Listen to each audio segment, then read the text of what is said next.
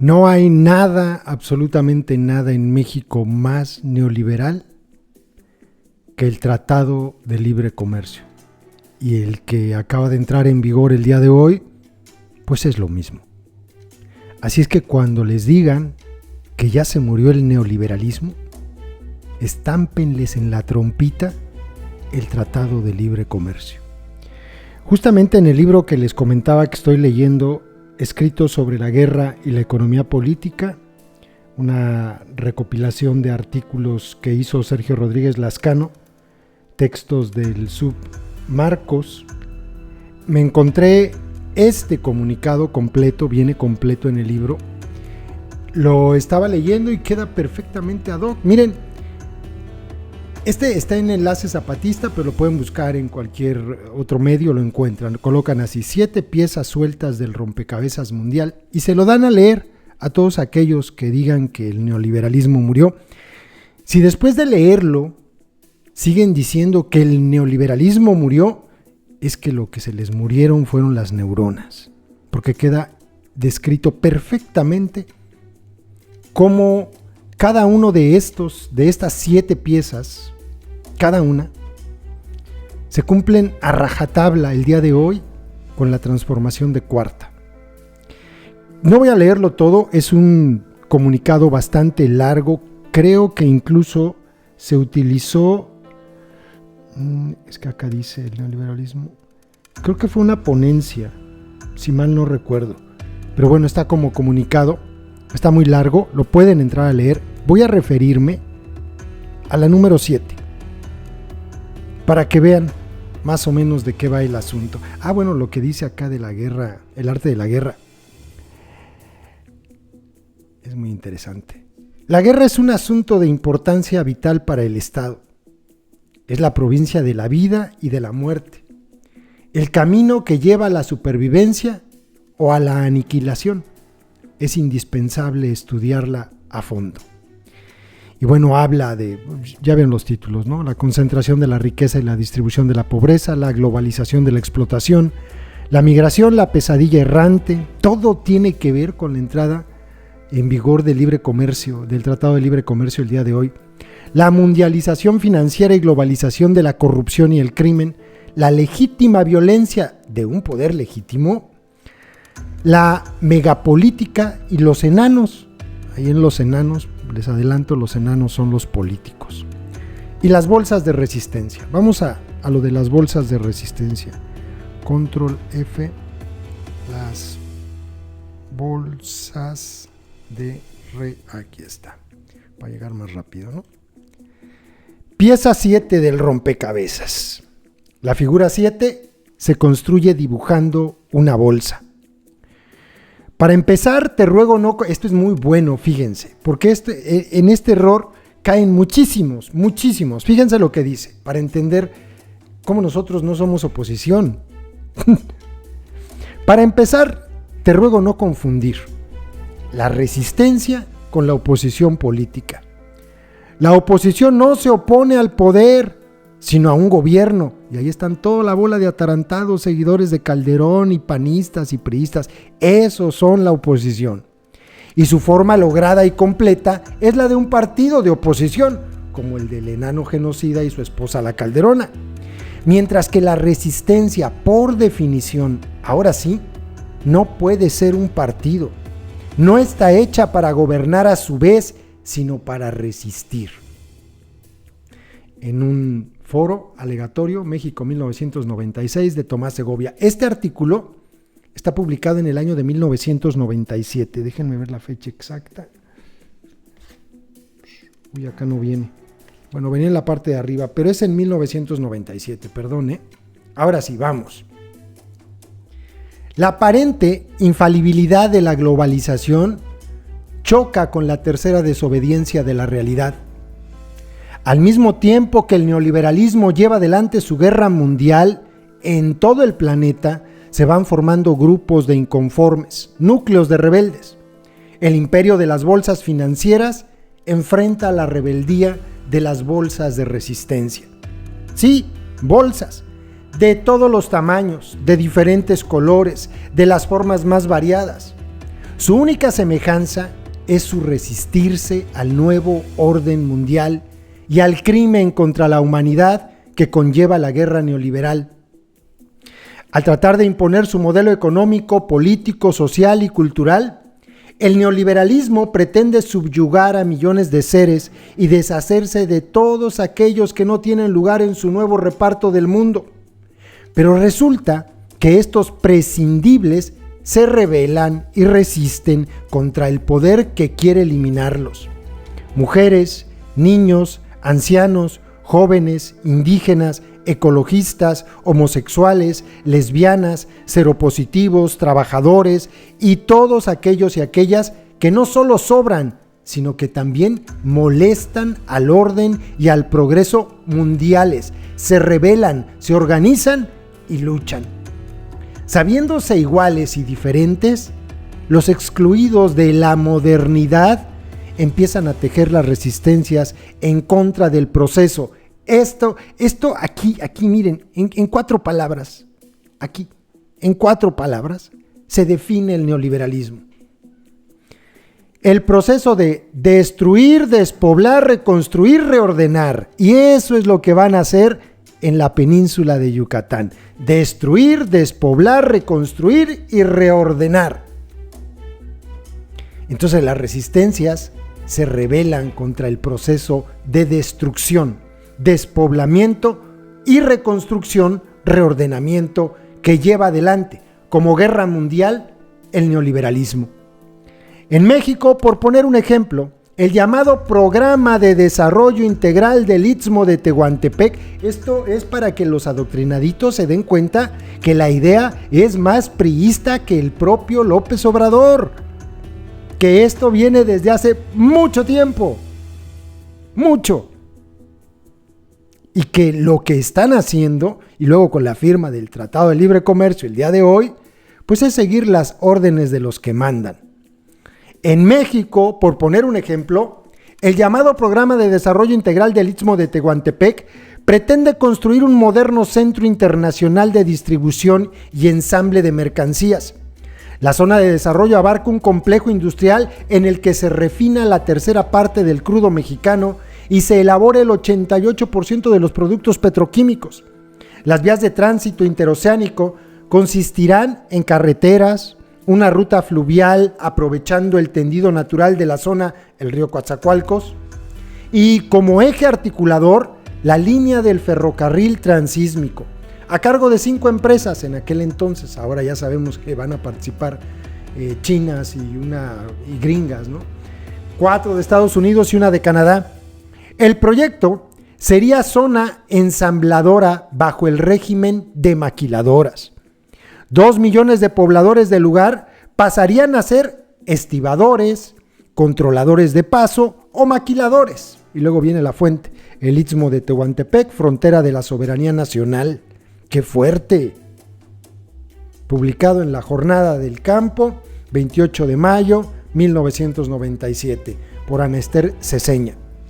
También en el sureste mexicano, en la selva lacandona, se echa a andar el Programa de Desarrollo Regional Sustentable para la Selva Lacandona. Su objetivo real es poner a disposición del capital las tierras indígenas que, además de ser ricas en dignidad e historia, también lo son en petróleo y uranio. Y aquí está explicado toda su farsa de trenes en el sur-sureste. Aquí está, en un párrafo se los explicaron. Proyectos 100% priistas, que les queden claritas las cosas. Priistas, o sea, traen el ADN que trae López Obrador, pues, para que se entienda. El resultado previsible de estos proyectos será, entre otros, la fragmentación de México, separando al sureste del resto del país. Además, y ya que de guerras hablamos, los proyectos tienen implicaciones contra insurgentes. Forma parte de una pinza para liquidar la rebeldía antineoliberal que explotó en 1994. En medio quedan los indígenas rebeldes del Ejército Zapatista de Liberación Nacional. No va a faltar el atarantadito que llega a este video a decir, pues es que esos los creó Salinas, porque así hablan los adoctrinaditos, ¿no? Así hablan. Y así eso de razonar entre comillas, y así razonan entre comillas, porque ellos no razonan. Ya en el tema de indígenas rebeldes conviene un paréntesis. Los zapatistas piensan que en México, ojo, en México, la recuperación y defensa de la soberanía nacional es parte de una revolución antineoliberal. Paradójicamente, el EZLN es acusado de pretender la fragmentación de la nación mexicana. La realidad es que los únicos que han hablado de separatismo son los empresarios del estado de Tabasco, rico en petróleo, y los diputados federales chiapanecos que pertenecen al PRI. Los zapatistas piensan que es necesaria la defensa del Estado Nacional frente a la globalización y que los intentos de partir a México en pedazos vienen del grupo gobernante y no de las justas demandas de autonomía para los pueblos indios. El EZLN y lo mejor del movimiento indígena nacional no quieren que los pueblos indios se separen de México, sino ser reconocidos como parte del país con sus especificidades. No solo eso, quieren un México con democracia, libertad y justicia. Las paradojas siguen, porque mientras el EZLN lucha por la defensa de la soberanía nacional, el Ejército Federal Mexicano lucha contra esa defensa y defiende a un gobierno que ha destruido ya las bases materiales de la soberanía nacional y ha entregado el país no solo al gran capital extranjero, también al narcotráfico. Hago una pequeña pausita. Continuamos. Pero no solo en las montañas del sureste mexicano se resiste y se lucha contra el neoliberalismo. En otras partes de México, en la América Latina, en los Estados Unidos y el Canadá, en la Europa del Tratado de Maastricht, en el África, en el Asia y en Oceanía, las bolsas de resistencia se multiplican. Cada una de ellas tiene su propia historia, sus diferencias, sus igualdades, sus demandas, sus luchas, sus logros. Si la humanidad tiene todavía esperanzas de supervivencia, de ser mejor, esas esperanzas están en las bolsas que forman los excluidos, los sobrantes, los desechables. Este es un modelo de bolsa de resistencia, pero no haga mucho caso de él. Hay tantos modelos como resistencias y como mundos hay en el mundo. Así que dibuje el modelo que más le guste. En esto de las bolsas, como en las resistencias, la diversidad es riqueza. Hay, a no dudarlo, más piezas del rompecabezas neoliberal. Por ejemplo, los medios de comunicación, la cultura, la polución, las pandemias. Aquí solo hemos querido mostrarle el trazo de 7 de ellas. Estas 7 bastan para que usted, después de dibujarlas, colorearlas y recortarlas, se dé cuenta que es imposible armarlas juntas. Y este es el problema del mundo que la globalización ha pretendido rearmar. Las piezas no encajan. Por esto y por otras razones que no vienen al espacio de este texto, es necesario hacer un mundo nuevo. Un mundo donde quepan muchos mundos, donde quepan todos los mundos. Desde las montañas del sureste mexicano, Subcomandante Insurgente Marcos, Ejército Zapatista de Liberación Nacional, México, junio de 1997. Luego aquí viene un pequeño cuento del viejo Antonio y termina con una frase muy chida que le escribió el viejo Antonio al difunto Marcos en su libreta de apuntes, porque incluso hasta el mando le preguntó que le diera el parte y le dio la libreta y el mando le dijo: esta no es tu letra. Y entonces el viejo Antonio le había escrito lo siguiente: si no puedes tener la razón y la fuerza, escoge siempre la razón y deja que el enemigo tenga la fuerza. En muchos combates puede la fuerza obtener la victoria, pero en la lucha toda solo la razón vence. El poder nunca podrá sacar razón de su fuerza, pero nosotros siempre podremos obtener fuerza de la razón.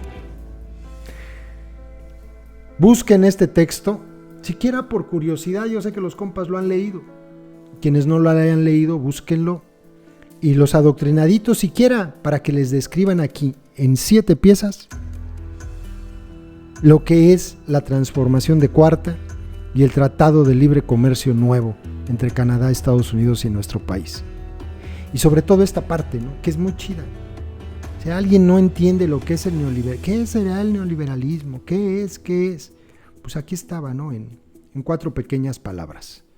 Déjenme las ubicamos de nuevo. ¿Dónde están? Aquí está. ¿Dónde está? Ya las perdí. Aquí está. Por aquí debe estar. El hipermercado, la Unión Europea. No, es que me fui muy abajo, ¿no? Esto debe, muy arriba, digo, esto debe estar acá. Bueno, ya las vieron, ¿no? La de...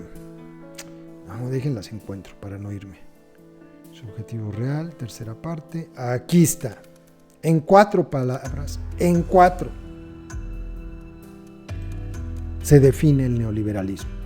Este es el proceso de lo que hoy acaba de volverse a afirmar: destruir, despoblar, reconstruir y reordenar. Y para esto se basan y se valen de todo, inclusive del crimen organizado.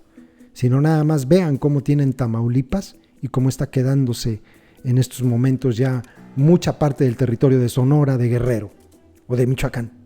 Vean cómo ya hay montones de pueblos fantasmas. ¡Oh, qué casualidad! Justo donde hay minas, minerales, petróleo, gas, puertos, porque ellos necesitan destruir, despoblar para reconstruir y reordenar.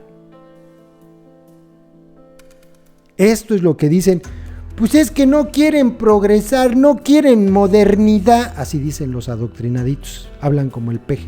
Dice modernidad. Así dicen. Claro, qué moderno.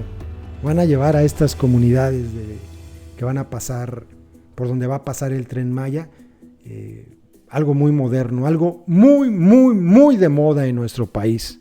Narcotráfico, cárteles, violencia, balaceras, pueblos tomados, casas quemadas. Eso van a llevar. Esa es la modernidad. ¿En qué me baso para decirlo? En la Riviera Maya. ¿No pasa eso en la Riviera Maya? ¿Cómo está Cancún? Esa es la modernidad. Por cierto, alguien dijo algo muy chido el día de ayer.